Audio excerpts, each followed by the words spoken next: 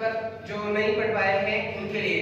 इसके लिए इसकी बहुत सारी जो उपयोगिता है उसके बारे में और सुझाव के बारे में सबके बारे में बताऊंगा। सबसे पहले हमारा देश भी ब्रिटेन देश का गुलाम रहा है, अमेरिका और बहुत सारे देश गुलाम रहे हैं। तो इस गुलामी की वजह से बहुत सारे लोग पिछड़ गए हैं, हमारा देश पिछड़ गया है।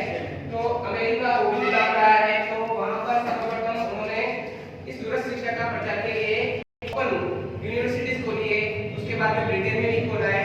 तो जब हमारा देश आजाद हुआ 15 अगस्त 1947 को, तो हमारे देश में भी विभिन्न प्रकार के यूनिवर्सिटी खोली गई थी।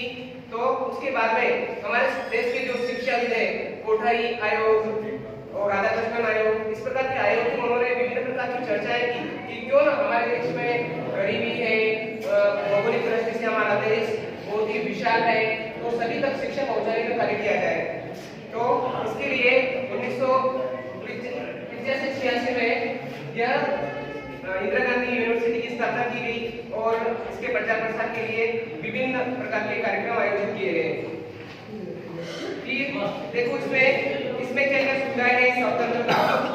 इसमें सभी अपने अपने कोर्स लेने के लिए स्वतंत्र है। जैसा कि हम अभी यहाँ बैठे हैं, कोई किसी ने 131 लिया है, किसी ने 132 लिया है, किसी ने 135 लिया है। सभी अपने अपने कोर्स लेने में पूरी तरह से स्वतंत्र है। दूरस्थ का मतलब है जो कहीं दूर दराज बैठे हैं वहाँ पर भी वो शिक्षा अर्जन कर सकते हैं जहाँ पर संसाधन उपलब्ध नहीं है। फिर इसमें आयु की कोई सीमा नहीं है। कोई आदमी जो शिक्षा से पिछड़ गया है और शिक्षा अर्जित नहीं कर पाया है, वह शिक्षा प्राप्त कर सकता है, चाहे वह किसी भी आयु का हो।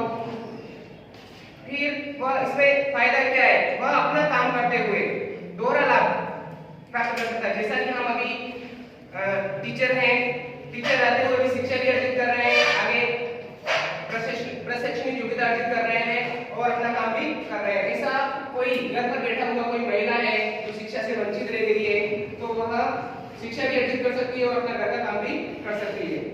जो कमजोर है, जो किसी कारण से कमजोर रह गए हैं, तो वो लंबे समय से शिक्षा अर्जित नहीं कर सके, वो भी शिक्षा अर्जित कर सकते हैं। और इसमें यह फायदा है कि जैसा कि हम किसी कारणवश ये वर्कशॉप अटेंड नहीं कर पाते, तो हम इस कोर्स को 5 वर्ष तक कर सकते हैं। इसमें एक लंबी अवधि है, इस लंबी अवधि में हम इसको हासिल कर सकते हैं डिग्री को। तो इसमें फिक्स नहीं है कि 2 साल के अंदर हम इसको पूरा करें, ऐसे कोई बाध्यता नहीं है। सर्वाधिक फायदा महिलाओं को हुआ है। जो किसी कारण महिलाएं पिछड़ गई है और उनका बाल विवाह हो गया है या किसी वजह से, तो उनको बहुत ही फायदा मिला है दूरस्थ शिक्षा की वजह से। और आज दूरस्थ शिक्षा हासिल कर करके वो नौकरी पेशे में भी आई है। फिर 2 डिग्री एक साथ में ले सकते हैं। इसमें हम कोई भी 2 कोर्स एक साथ में कर सकते हैं। जैसा कि मैं एसएससी कर रहा था, उसी दौरान मैंने बीएड भी की है। तो इस तरीके से हम एक साथ में 2 डिग्री भी साथ में कर सकते हैं। समय और धन का बचाव, इसमें हमारा समय और धन दोनों का बचाव होता है कि हम यहाँ नौकरी करते हुए भी ये कार्य कर रहे हैं, तो हमारा समय और धन का भी बचाव होता है। फिर ग्रामीण एवं विषम परिस्थितियों के लिए फायदेमंद है। जो लोग किसी कॉलेज नहीं जा सकते हैं या किसी तरीके से उनके पास में साधन सुविधा उपलब्ध नहीं है, पैसा नहीं है, तो उनके लिए यह फायदेमंद है। इसे व्यावसायिक शिक्षा से भी जोड़ा गया है। हम ऐसा नहीं कह सकते हैं कि इग्नू ने व्यावसायिक शिक्षा से नहीं जोड़ा है। यहाँ पर बहुत सारे ऐसी व्यावसायिक कोर्स भी हो रहे हैं जिनके बारे में हमें जानकारी प्राप्त करनी चाहिए और सभी तक उसको पहुंचाना चाहिए। सभी को यह इग्नू सभी को समान अवसर प्रदान करता है। इसमें ऐसा नहीं है कि किसी वर्ग के लिए नहीं है, सभी के लिए, जो पिछड़ गए हैं उनके लिए भी, और जो पढ़ रहे हैं, जो अच्छे स्तर पर हैं, वो भी दूसरा कोर्स भी कर सकते हैं। जैसा कि हमने अभी एमए कर लिया या टीचर बन गए, हमारे पास में कोई योग्यता है, इसके अलावा भी हम कुछ करना चाहते हैं तो अपनी योग्यताओं को बढ़ा सकते हैं। व्यावसायिक शिक्षा अपने स्तर को ऊंचा उठाने और लक्ष्य प्राप्ति में सहायक है। तो उनके स्तर को ऊंचा उठाने के लिए यह फायदेमंद है। जैसे कि अभी बहुत सारे पुस्तकालय में जॉब में लगे हैं, तो वो इसकी वजह है। दूरस्थ शिक्षा एक मील का पत्थर साबित हुई है जो लोग पिछड़ गए हैं उनके लिए।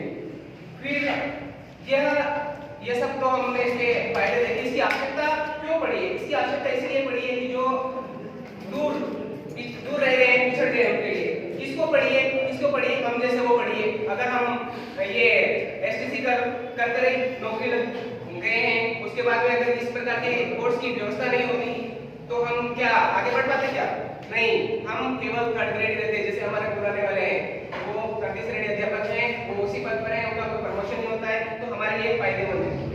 सुविधाएं, इसमें विभिन्न प्रकार की सुविधाएं भी है, जैसे कि स्वतंत्रता देना सब्जेक्ट के लिए और इस प्रकार की सुविधाएं देती है। और ये अच्छे परिणाम दे रही है दूरस्थ शिक्षा, लोगों के लिए, सभी वर्गों के लिए फायदेमंद है।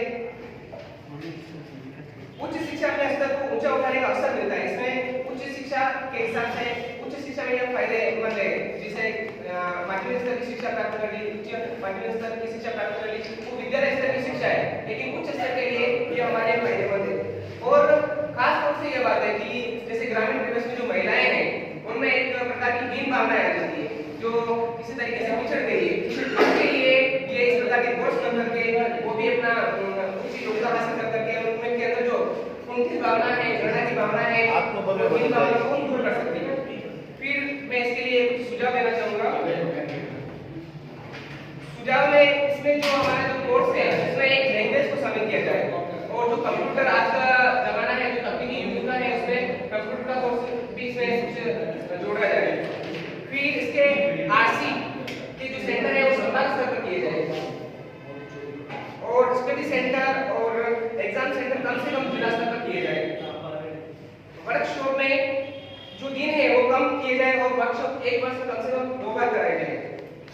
बेरोजगार लोगों के लिए कम फीस की जाए, जो रोजगार में है उनके लिए तो कोई बात नहीं, लेकिन जो बेरोजगार है उनके लिए फीस में थोड़ी कमी की जाए। जैसा कि हमारे एक साथी है रोजगार वालों से दुगनी ले रहे हैं, इससे हमारे साथी कर रहे हैं, लेकिन वो बेरोजगार है तो उनके लिए इस प्रकार का फायदा दिया जाए।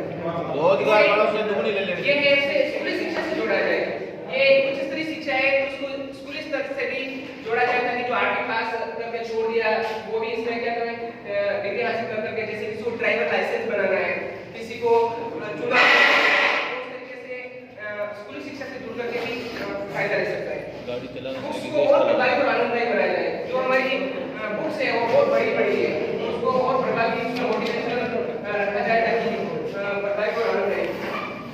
हम स्वयं भी, हम शिक्षक होने के नाते हमने जिस प्रकार से यहाँ कोर्स कर रहे हैं, तो हमारी भी जिम्मेदारी बनती है कि हम इसको ज्यादा से ज्यादा लोगों तक पहुंचाएं। ये नहीं कि हमने कोर्स कर लिया, जैसा कि मेरे से पीछे वाले हैं, तो मैंने कम से कम 200 ऐसे लोगों को बताया जो भी अभी से यूसेज कर रहे हैं, बीए कर रहे हैं, कोटा से बीए कर रहे हैं, एमए कर रहे हैं, तो हमें भी जानकारी देनी चाहिए। ऐसा नहीं है कि वह केवल यूनिवर्सिटी सेमिनार आयोजित करें और उसका प्रचार प्रसार करें। हम भी इसके विद्यार्थी रहे हैं, तो हमें भी, हमारी भी जिम्मेदारी बनती है कि हमको इसको दूर दूर तक पहुंचाएं।